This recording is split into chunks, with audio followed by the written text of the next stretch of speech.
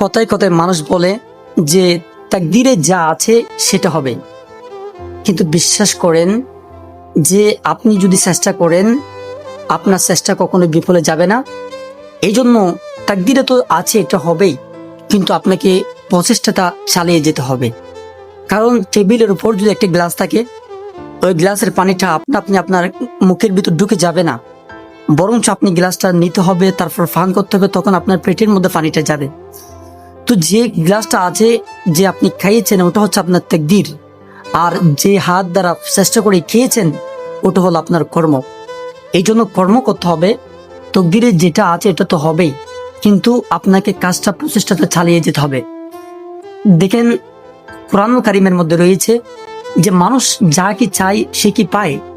তখন এর উত্তরে বলা হয়েছে মানুষ যা চায় সে পায়, তবে তাকে চেষ্টা করতে হবে। এই জন্য কোনো কিছুই কখনো আপনি হবে না।